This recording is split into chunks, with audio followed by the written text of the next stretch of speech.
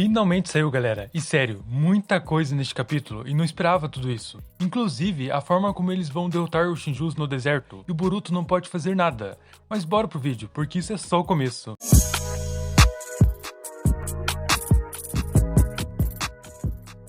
Neste capítulo, temos a Sarada preocupado com o que a Sumire tinha dito sobre o Boruto, de que a Uchiha não parou para se colocar no lugar dele, com a tradução não oficial, galera. Então com certeza mudará algumas falas. Mas pelos textos vazados desse cap, deixaram claro que a Sarada tá pensativa sobre o ocorrido de antes. E já era de se esperar, né, galera? Apesar da Sarada tratar ela como representante, a Uchiha considera ela como amiga. Caso contrário, a Sarada não estaria pensativa. Ainda mais ela que sabe que em uma missão precisa se concentrar. E pior ainda, quando se trata de inimigos poderosos. Segundo os textos vazados, também temos as falas da Matsuri, uma membro dos Shinjus, e ela diz que deveria ser capaz de usar a árvore. Desta forma conseguiria achar o Boruto e os amigos dele. Inclusive, ao ver o sapo morto, a Matsuri deduz que o Boruto estava no local. Enquanto o Ryu pergunta, como assim, árvores aqui no local, no deserto? E Matsuri responde que elas estão em todos os lugares, até mesmo no subsolo. Nisso temos a parte da Yodo, que chega na conclusão de que o Shinjus veio atrás diretamente do Boruto, e que talvez a Matsuri seja tipo um sensor, tem uma habilidade ali sensorial, por isso seria questão de tempo até que sentissem eles. Bom, pelo que temos dos vazamentos com a tradução não oficial, é o que dá pra entender. Quando Hamari então dá início à missão, que tem que agir de acordo com as informações, e percebe que a Sarada está meio distraída, e pergunta se ela estava bem. E a Sarada então responde que iria se concentrar ali na missão. Nisso a Yoda pergunta também para o Konohamaru se é só eles pegarem o núcleo do Ryu depois que derrotarem ele, e se isso salvaria mesmo o Shinki. E como esperado ali do Konohamaru, ele responde que sim, de acordo com as informações que ele tem, é isso mesmo. E nisso, cara, esses dois começam a discutir, com a Araya ali falando para Yodo não fazer o impossível, enquanto ela diz que vai ajudar, e por isso fica irritada com ele e fala que iria ajudar de qualquer forma, que se ele não quisesse se juntar a eles, não precisava. Nessa pegada, e o Konohamaru então tenta ali parar a briguinha dos dois.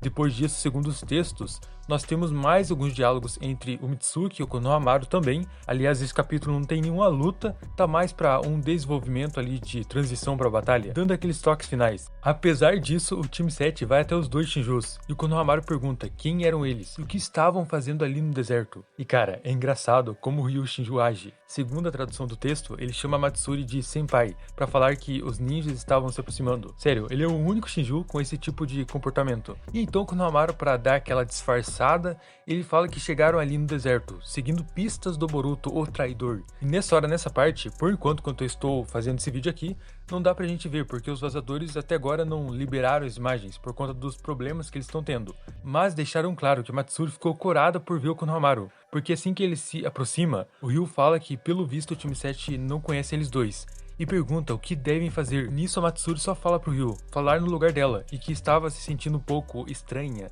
E pós essa cena, que eu quero muito ver, nós temos a parte do Shikamaru falando com o Konohamaru, de que não precisavam só derrotar os Shinjus, mas pegar a alma de espinho deles. Então o Konohamaru fica meio que confuso, por isso que o Shikamaru ali menciona a vez que o Hidari tinha sido derrotado, e esse núcleo apareceu, e é disso que eles precisam para retornar para os shinobis presos nas árvores, para tirar eles do selamento. Então o Shikamaru fala também para confiar nele, pois era uma informação confiável. Então precisariam do núcleo da Matsuri para Moegi e do Ryu para o Shinki. Não só isso, como ter esse núcleo faz com que eles sejam capazes de voltar sempre que quiser. E explica sobre o núcleo espinhoso do Hidari, que é provável dele ter voltado à vida. Exatamente por isso que o Konohamaru, sem entender, questiona o Shikamaru sobre as informações que ele possui, porque está muito além do que o Boruto tinha dito no interrogatório.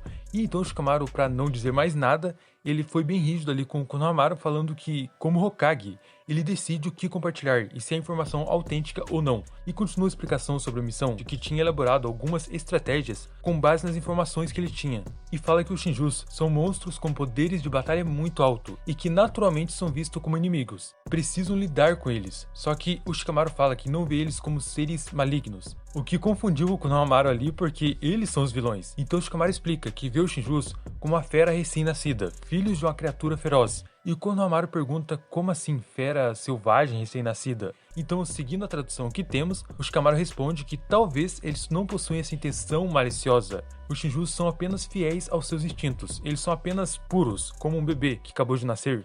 Por assim dizer, né? Mas é isso que os torna perigosos e uma ameaça para o mundo shinobi. E cara, o Konohamaru fica ainda mais confuso, porque ele tem que derrotar eles e pegar o núcleo para salvar seus amigos. Mas ao mesmo tempo, o Shikamaru fala que não são inteiramente inimigos. Por isso Konohamaru questiona mais uma vez, que eles são inimigos e que têm que ser derrotados de qualquer forma. Mas do que exatamente eles estavam falando afinal?